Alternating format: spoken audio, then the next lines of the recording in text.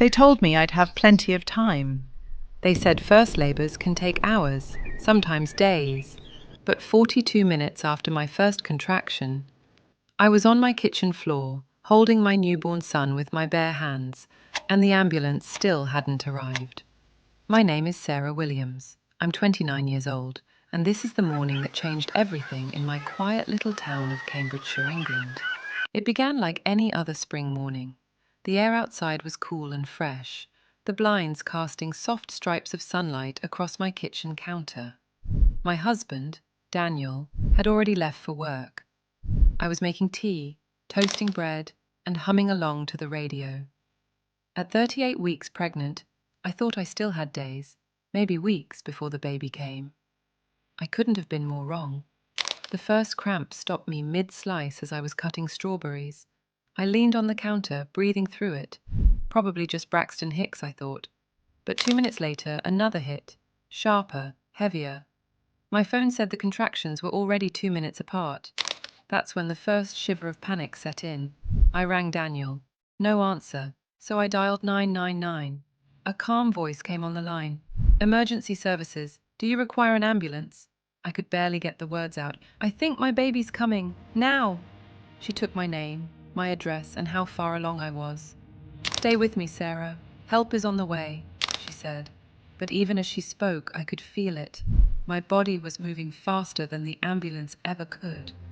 Another contraction tore through me, stronger than anything I'd imagined.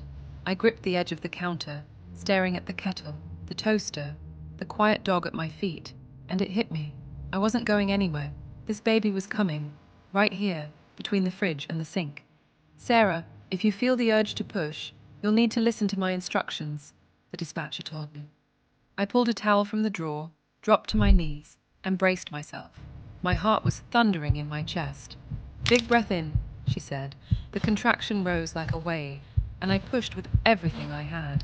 The world narrowed, just pain, breath, and the sound of my own heartbeat. And then, silence, followed by the tiniest, most perfect cry. I looked down and saw him, my son, red-faced, scrunched eyes, beautiful and alive. I lifted him to my chest, wrapping him in the towel, breathing in that warm, new baby scent I'll never forget. Sirens cut through the air. Moments later, the door swung open and 2 paramedics rushed in. One knelt beside me, smiling with disbelief. You did it, Mum.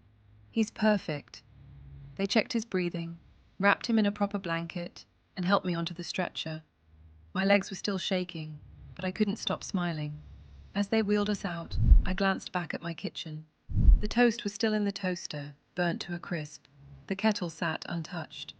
It looked exactly as it had an hour ago. That corner of my home, where I'd cooked countless meals, was now the place where my son, Oliver James Williams, took his very first breath.